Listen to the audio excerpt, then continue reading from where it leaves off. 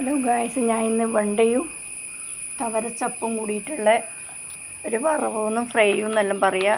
പിന്നെ ചോറിനും ദോശക്കും എല്ലാം കഴിക്കാൻ പറ്റിയ വന്നിട്ടാണ് വന്നത്. കുറച്ച് ഓയിൽ ഒഴിക്കുക, കുറച്ച് കടുകിട,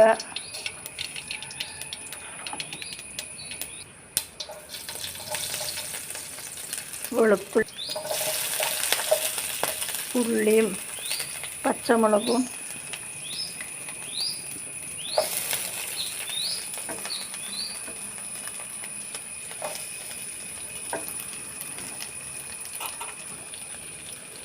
ഇത് നല്ലോണം വഴറ്റായി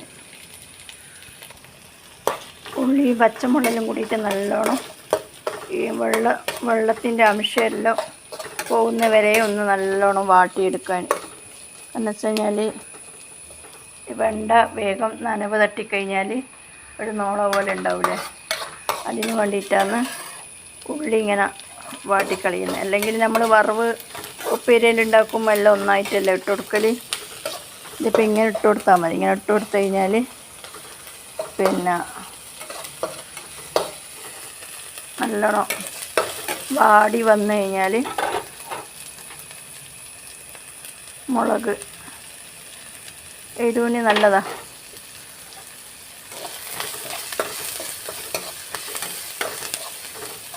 ഇനി നമുക്ക് വെണ്ട ഇടാം.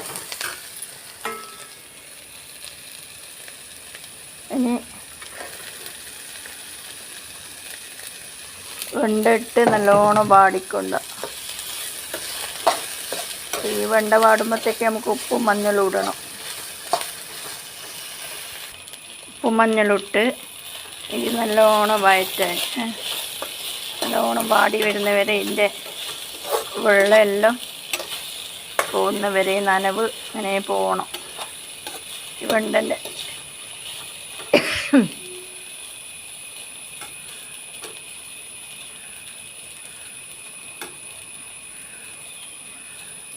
ഈ വെണ്ട നല്ലോണം വാടിക്കഴിഞ്ഞാൽ നമുക്ക് ഈ തവരച്ചപ്പിടാം. തവര കർക്കിടത്തിലെല്ലാം കൂട്ടിക്കഴിഞ്ഞാൽ നല്ലതാണ്. പിന്നെ അവരോടെല്ലാം പറയാനുള്ളത്, ഈ കർക്കിടക മാസത്തിൽ ഈ മുരിങ്ങൻ്റെ ഇല കഴിക്കാൻ പാടില്ല എന്ന് പറയുന്നില്ലേ. കർക്കിടക മാസത്തിൽ മുരിങ്ങൻ്റെ ഇല കഴിക്കുന്നതിന് ഒരു കുഴപ്പമില്ല. എന്താണെന്ന് വെച്ച് കഴിഞ്ഞാൽ ഈ മഴക്കാലത്താണ് നമ്മൾ ഈ കഴിപ്പിടം പുഴുവില്ലേ, പൊതുപ്പ് പോലത്തെ പുഴു, അത് ഇഷ്ടം പോലെ ഉണ്ടാകുന്ന മാസമാണ് ഈ മഴക്കാലത്ത്. ഇപ്രാവശ്യം കുറവുണ്ട്. അധികം കഴിഞ്ഞ കൊല്ലം അതിന് മുന്നത്തെ കൊല്ലം ഒരു വാഴൻ്റെ ഇലയും ബാക്കി വെച്ചിട്ടില്ല. മൊത്തത്തിൽ ഇലയില്ല, ഇപ്പം മാത്രമേ ഉള്ളൂ ഈ പുഴു തിന്ന് കഴിഞ്ഞിട്ട്. അപ്പോൾ അതുപോലത്തെ സമയത്ത് ഈ ഇലൻ്റെ മേലയിൽ ഈ പുഴു ഇങ്ങനെ നിന്നിങ്ങനെ മുട്ട പോലെ ഉണ്ടാവും, ചെറിയ അരിമ്പ് പോലെ ഉണ്ടാവും. ഈ അരിമ്പ് പോലെ ഉള്ളത് ഇങ്ങനെ നമുക്ക് ശ്രദ്ധിക്കൂല. കാരണം വലിയ ഇലയിലാണെങ്കിൽ ശ്രദ്ധിക്കും, ചെറിയ ഇല ശ്രദ്ധിക്കാൻ നിൽക്കൂല. അപ്പോൾ വിഷമല്ലേ. അപ്പോൾ അതിങ്ങനെ ഒരുപാട് അറിയാണ്ട് പറ്റിപ്പോകുന്നതിനാണ് കർക്കിടക മാസത്തിൽ മുരിങ്ങ ഇല കഴിക്കാൻ പാടില്ല എന്ന് പറഞ്ഞ്. പക്ഷെ ഞാൻ എല്ലാ കൊല്ലവും മുരിങ്ങൻ്റെ ഇല ഒരുപോലെ കഴിക്കുന്ന ആളാണ്.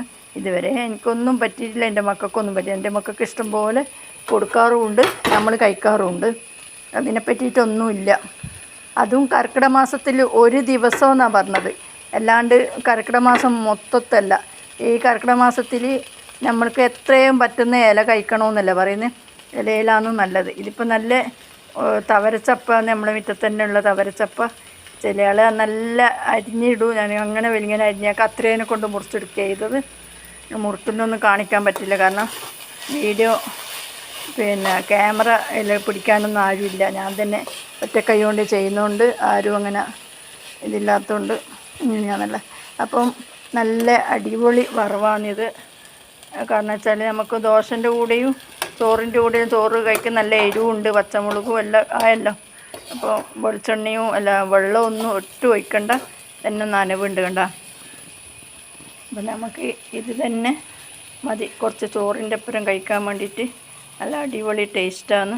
എന്തായാലും നോക്കണം. കാരണം അധിക കുട്ടികൾക്കും ഇലക്കറി വറവ് ഇഷ്ടമല്ല, ഇല വറവ് ഇഷ്ടമല്ല, പച്ചക്കറി ഇഷ്ടമല്ല.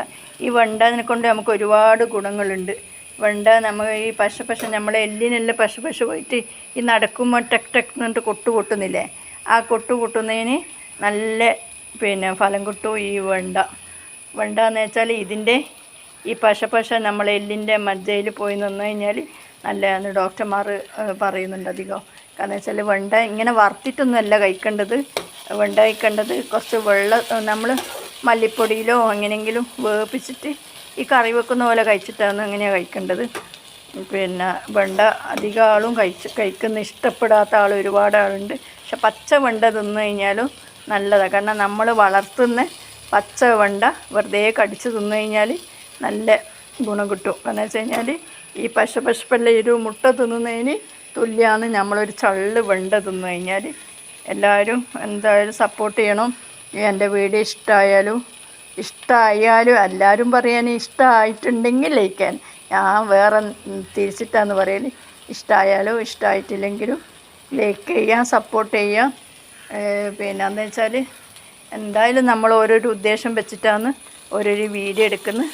ആ ഉദ്ദേശം പൂർത്തിയാണെങ്കിൽ കാരണം നമ്മൾ ഇത് വിജയിക്കണം.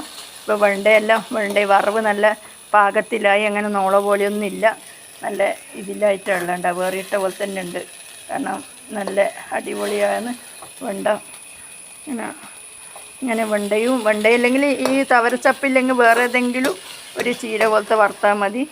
സപ്പോർട്ട് ചെയ്യുക, ലൈക്ക് ചെയ്യാൻ. എന്തായാലും ഈ ഇത് വൈകി വന്ന വസന്തം എന്നുള്ള ചാനൽ നിങ്ങളെല്ലാവരും സപ്പോർട്ട് ചെയ്യുക. സപ്പോർട്ട് ഉണ്ടെങ്കിലേ നമുക്ക് വേറെ എങ്ങനെയും പോകാൻ പറ്റൂ.